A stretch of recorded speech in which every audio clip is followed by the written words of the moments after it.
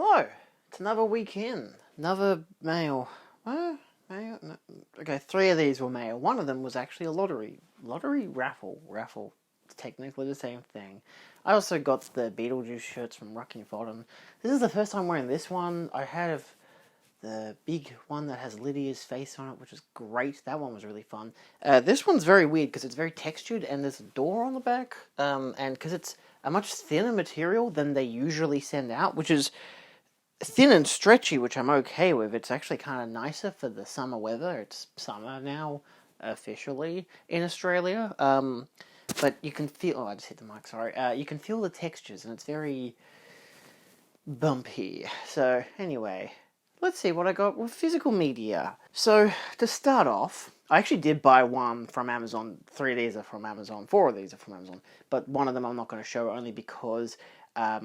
they recently announced a 4K of it, and it's still mint, so I'm debating gifting it to a friend for Christmas or Chris Kringle it, given it was only $18. I'm like, I'll hold off, it's all good. But Cinemaniacs event happened. You know I love the Cinemaniacs. And for once, I figured all the stuff that they had for the screening for TerrorVision, they had a raffle. They usually always have raffles. And in this case, they had 2 box sets for Blu-rays, a book, 2 t-shirts, and a Amityville 2 poster, which would have been glorious to have won that. However, I won the first thing that they had to showcase, which is, probably in the thumbnail, the Full Moon Fright Box, featuring Demonic Toys, Dollman vs. Demonic Toys, and Demonic Toys 2. This is the standard version, not the limited edition, which was disappointing because they did have the limited edition there, which each had individual slipcovers and a booklet, and I'm like, damn, I wish I had gotten that. Like, that was like, this was their first pull, and the last pull was that one. I'm like, if I had have still, over the 8 tickets I bought, the $20 I spent for tickets, I got this, and I'm like, fair enough, it's actually a really good value because it's like $20 for this and it's a $110 set, which is like insane. So to get it for such a cheap price is wonderful. So I'm not critical of it. It's just like, man, they had that limited edition there. If I had have won that as well, I would have been like, take this back. I'll take the better one and you can give it to someone else. But unfortunately it didn't happen. So, anyway, but I was the first person to win something, so that was always great. They just called out numbers, and I was like, I know I have that number, so I just said, hello, it's me. I was 3 rows from the front. Anyway, it's a joy to win this kind of stuff. So yeah, I had debated getting this from either the Umbrella website or from JB, because it was like 30% off at JB, so it was $80 there. But I didn't. Instead, I just got it here. And in all fairness, I don't mind. High-pitchy voice aside, I actually really like getting the standard version, because it's still really nice. You get I think Dollman has the most special features. You get an audio commentary, Charles Band on Dollman, Video Zone, Lost Pulse Pounders 1998 promo, and trailers and Frightbox trailers. So you do get some special features, which is nice. It's Region B, probably not locked because Umbrella doesn't always lock their Blu-rays, but it still has 5.1 and 2.0 Dolby English, which is nice. 82-minute runtime, that's pretty good. Got some disc art, which is interesting to say the least. I think the most interesting thing about all of these, realistically, is the inside artwork, and this is the same for every single one of these, and I could change it. It's landscaped, so it's a landscape version of the front, but the back is still a landscape version. It's just one image rather than being, like this is a collage of images and, all those other details. This is the same thing, so it's a curiosity. I could definitely do it. There's nothing different about the title or the actual name or anything. Like, there's no region sticker or anything. There's no reason to do this, but there's no reason not to do this, like to flip it. But to be fair, for now, I'm content. I don't think that there's anything that this is missing outside of... It is missing runtime, and I feel like that's necessary. I would prefer to know what the runtime is to look at the back, even though, again, it's a clear case. It's my favorite type of case. It's a clear case. You can see all the artwork, so no criticism there. This is going to be in the wrong order, but here we go anyway. Dollman versus Demonic Toys. I have no idea what year any of these... This came out in 93, actually. This is 91. Also 91. So this is, I think, the third or the second film, because I think Demonic Toys came out first, and then it was Dollman. But it was in the order where Dollman was first in the actual sleeve. So again, you get the alternate artwork, which is actually pretty cool. I do like that guy just there screaming. But again, you know, some fun artwork. Some special features, of course, to highlight as well. Again, 2 different audio commentaries, some video essays, uncut footage from the set. You know, if this is your kind of jam where you like these, I'd say, yeah, if you like these kind of films. I can't say I dislike them. I've never really stepped into the quandary of whatever the fuck this is. What's the other one I'm thinking of? I know that Red Letter Media did reviews for a bunch of them. It's the Puppet Master films. Red Letter Media actually did talk about the Demonic Toys films, so that's amusing. I don't remember most of what they said because I was very busy fixing the shelf and I just had it on the background. But still, you know, not bad. I like how they all have different disc artwork and stuff. It's good. And then the one from 2010, which is... Actually, one of these was really short. No, Demonic Toys is 83. Oh, it's a Dollman vs. Demonic Toys is 60 minutes long. It's an hour. It just manages the runtime of being, I guess, for theatrical purposes, but all of these would have been, like, direct-to-video anyway, so realistically. Yeah, this one is the least amount of basically anything. You still get an audio commentary and Charles Band on Demonic Toys 2. I don't really think you'd want anything else for this. I don't know. I can't imagine this will be a very good film. 2.0 DTS HD Master Audios. Interesting. And again, 80 minutes long for a 2010 film. So this is actually the one where I kept the J-card. If you see my infamous video of me saying how you should just fold up J-cards, lo and behold, I folded up the J-card. So it's just the same stuff of it telling you all the special features that are there in the actual set, which is really nice. Yeah, I do slightly envy the person who got the big deluxe set, but at the same time, it's like, what if in fairness, and I mean, probably realistically, I would have still been really happy with it because it would have been $20. But what if I got these and watched them all, which I did, but I haven't watched them all. But like, what if I watched them all and they were like, man, these are not good movies. At least I only spent $20 on it. Still, woe's life. Next up we have from the Amazonians. Again, this one actually wasn't during the Black Friday sale. I think it was just because it was about to go out of print. Midas Run. This is a Kino Lorber release. It features audio commentary by film historians Lee Gambin and Emma Westwood. So I'm very excited to listen to that. This is again another one of the Lee Gambin ones I was hunting down. So if you saw my video where I got $750 worth of Blu-rays, you know, they were all things that Lee had worked on. It's just an ongoing thing. But this one was basically, yeah, I think this was $50 It wasn't a great price, but it was cheaper than literally anywhere else because it was out of print, and eBay only had it for like $70 upwards because I had to import them from the US. So yeah, I was happy enough to get this. It's good, you know. Now, these next two, I can't show a lot of details for, because they're graphic, to say the least. They are... Hold on, let me grab the other one. Frivolous Lola and Cheeky. If you know Tinto Brass, you know there's a lot of nudity in this, and sex. Arguably the reason I got it, I don't know, I guess I like Italian erotica to some degree. I had seen All Ladies Do It, and I actually liked that one. Caligula I enjoyed, but I didn't watch the graphic cut of that. I watched the ultimate cut.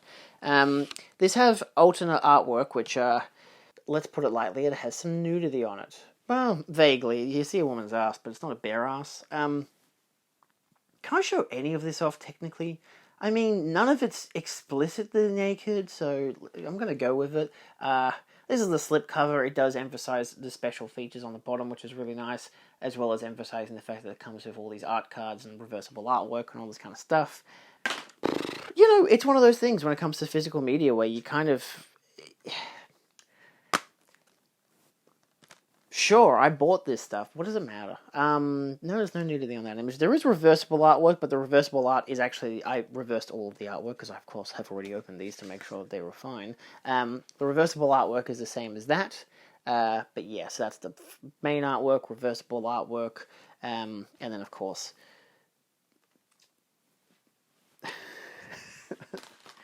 Don't tell YouTube. We got art cards, which are... I love how they're not actually graphic, but just suggestive. There's a picture of a guy for some reason. I don't know why. This one, I think, is a period piece set in, like, World War II or something. Well, again, not graphic, but, yeah. There's a booklet. I'm not going to show you what's in the booklet. To put it lightly, is there any page in here that doesn't have actual nudity? Nope. Nope. Kind of. Let's just put it this way: it's an essay, and it also talks about. It also has images that are definitely. It has alternate posters, which is nice. You know, so I hope you like alternate posters. If not, there's a lot of titties in it. All right, and cheeky, of course. Are there any more of his films? If you've seen any more of his, let me know if there's any ones that I should actually look out for. This is the alternate artwork. She ain't wearing underpants. There is... I cannot show you this back cover. As much as there is no actual explicit nudity, it's mostly just people having sex. Which is great, isn't it? Wonderful. 10 out of 10. Uncut and uncensored director's cut in 4K. Again, you get the 4K transfers from the original negative and restoration, plus HDR, audio commentaries. The Blu-ray has extras including a backstage of Tinto Brass, interview of the cinematographer, and isolated score. Yeah, let's listen to the isolated score for this porno. Great idea. I love my softcore porn with an isolated score. 10 out of 10. For the reference, for Frivolous Lola, you do get an audio commentary, again with the 4K from the original negative, plus restoration, HDR, all that kind of stuff. And the Blu-ray has the audio commentary as well, and theatrical trailers, and interview with director Tinto Brass from 2004. So, yeah. And they both come with 20-page, like, illustrated booklets with an essay, which is nice. Can I show you any of this? No, I cannot. Nope, that's nudity. Well, nope, that's nudity. That's nudity. All these art cards have titties on them. Definitely all have titties on them. And then the booklet, which has some nice artwork. I have to show it now, because otherwise it sounds particular. It's got some nice artwork. I don't mind it. It's a alternate look to the It's similar to the artwork that they have on the reverse of this, but they do have a picture of the actual actress, which is nice. Well, that's nudity. That's nudity. That's suggestive. That's definitely nudity. That's okay. I can't show any of this. This one's just completely explicit. There is no page except for like the last page, which is the end of the essay and an ad. So oh, there you go.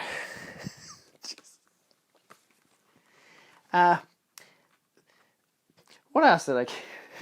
Jesus fucking Christ. What else did I get in this month? Oh my... This week? Whew! I'm losing everything. My God. Got 4 more in. We got... Actually, I did get my Christmas stuff, hilariously.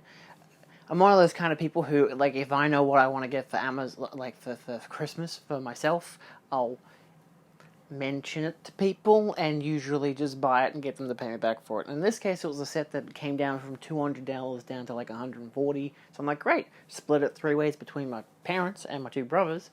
3 ways because my parents are one entity with the money, and then anyway, don't have to worry about it now because it's in, and it already came bubble wrapped and in its own box, which was great because it came from Amazon. I was really concerned, but anyway, this was from eBay. The Cook, the Thief, His Wife and Her Lover, which apparently is a very good film. I've been wanting to get this for a while, and I ended up getting it for about $25 from eBay. Comes with Peter Greenway, a documentary. I'm disappointed I didn't get this a lot sooner, and ironically, the week I got it, it happened to be available again, suddenly, on the on the Umbrella website, so I was a bit annoyed by that. I'm like, what the... I just bought this for like $25 and it was down to like, I think it was about $15 to $16. Like, either way. I'm surprised it came in a blue case. I felt like it was repackaged, but at least this comes with the sleeve and everything, which is nice, so I get that extra kick for the artwork. I don't know when I'll get around to watching this. Would have liked to tonight, but I've got other films already on booking to watch. Oh, who would have thought it? These next three are all from Rare Waves, which I think I should be able to open this a bit easier. Maybe not. I don't know. So I got 3 from Rare Waves in the UK, all Criterions that were like half price, which was great. I'm a little annoyed because I've ordered Repulsion which was like $26, and it hasn't shipped, and it's out of stock on the website, and I don't know if they're actually still going to ship it, or if they're going to eventually cancel the order. I wouldn't mind getting the money back, but I'm also like, well, do I jump the gun, or are they going to jump the gun? What's going to happen here? I don't know, because they still have to honor the price of the fact that I spent $26 on it. So anyway, we got Only Angels Have Wings, a Howard Hawks film. Standard Blu-ray, I believe it's a 4K restoration. Probably not. It probably is. Yeah, 4K restoration. Audio excerpts from a conversation between the filmmakers, Howard Hawks and Peter Bogdanovich. And then a bunch of interviews and programs and your regular slew of good Criterion stuff if it'll focus. It is the all region or region B version at least for the UK, so that's a plus. And I only just opened this. This is nice. Look, it's got disc artwork. Whoa. Oh. Anyway, and a fold-out booklet. That's a long fold-out. So it comes with artwork, which is nice. It looks like a drawing of the cast, and yeah, goes along. And the whole other side is just a big essay. Hawk's Genius Takes Flight by Michael Schragau. There you go. Very nice. What does that picture look like? That picture looks really nice. Keen to watch it in 12 to 16 months. This one was down to $37. I think all these 3 were $26 each. I might double check that because I do like to brag if I got a good price on them. 23 for Only Angels, 28 for Repulsion, and the last one I'll show because that's the fun one, and this one was 38. So I'll probably eventually get that $28 back for Repulsion, which is again fine. I would like to get it though, of course. So anyway, I got Risky Business. It's the UK version, but it is the 4K UHD with the shiny signed sticker, it was about $7 more than the standard Blu-ray, and I was like, I might as well get the 4K then if it's only going to be a couple extra dollars. So anyway, classic Tom Cruise film. Interesting that it's getting a 4K from, of all places, Criterion, but, I'll take it. Hell of a bulk of special features there, if it'll focus, and if you would like to pause and read it. Sorry about the viewfinder, but yeah, regular Criterion stuff. I do like the artwork for it. Again, it's the iconic scene. You can never not hear that song and just think of this. Yeah, and you get a pink 4K UHD and a black Blu-ray disc. Artwork on the inside. Your regular spiel. What do we got in terms of... This looks like a poster. Oh my god, it is. Is this one of those poster essays? Yeah, it's a poster essay. So it's an original... I believe it's a theatrical poster. I know this is what the original Blu-ray had. Which is a pretty iconic poster. Like, it's a pretty interesting poster. I like how it's all drawn as well for artwork's sake. And then a whole big fat essay, as well as credits and everything. So yeah, Coming of Age in Reagan's America by Dave Kerr. Yeah, very nice. Love it. 10 out of 10. That's very interesting. I won't put it up on the wall. I could, but I have to read the essay first. Anyway, the last one, which I'm very excited for, because this is my 3rd film from this director to own. Yet I've only seen one of his films, and none of them are the controversial ones. There was the 4K Kino of Cry Baby, because this is a John Waters film. It's Pink Flamingos. It actually has the autographed, sticker there from Criterion, which is very nice. So I'm also going to keep that. I like to keep those especially because why not? I was expecting a digipack for this, to be completely fair, but I think I've never seen this, so I don't really know if there's any context behind this looking like a brown bag. I've never seen a Divine film. Is that bad? That's very bad. I know that Criterion has, for December on their channel, a bunch of John Waters films. So in theory, I didn't need to buy this, and I knew that going into it, but I'm also like, you know what? I kind of want to buy it anyway, because it was, $28. And that's pretty good for a Criterion. So yeah, it's got, a portrait of Divine. I don't know who she plays, or it's just called Pink Flamingos. It just says Pink Flamingos there. It does have the artwork thing, like as if it's like a museum piece for artwork, which is really funny. Probably just screwed the colours on my image. John Waters, born 1946, Pink Flamingos 1972, 16mm Ektachrome, portrait of the filthiest person alive. I definitely screwed the colours up on my camera there. I'm sorry about that. No image on the inside outside of the artwork being cake. Happy birthday, babe, the filthiest person alive. Very appropriate. And then you get what looks to be a big booklet. This is... it's okay. Oh my god. Okay, so it falls apart, but that's okay. I think it's kind of like it's a big newspaper. That's the point. Newspapers do that, So it has all the stuff: acknowledgements, special credits, production credits about the transfer, presented in the director's preferred aspect ratio of 166 to 1, unlike original elements of some of Waters' earlier films, which were stored in a state-of-the-art climate-controlled vault by Warner Brothers. The 16mm Ektachrome positive scanned on this release was kept in his attic for the past 5 decades. And it is the same film that Waters originally hot spliced and edited to make the movie. It was scanned at 4K resolution. So that's interesting. I wonder if that would mean like anything about like problems with visual representation for it and whatever. But yeah, so again, it's a newspaper. This is going to be really interesting to watch. So yeah, that's a pretty good haul. I expect there'll be more in this week, but I figured I'd just film this clip while the house was vacant. So let's see what else we got. Alright, we've got 3 more in. These are from Outrun DVD. They had a Black Friday sale, of course. 20% off everything, which was great. So, let's dive into it.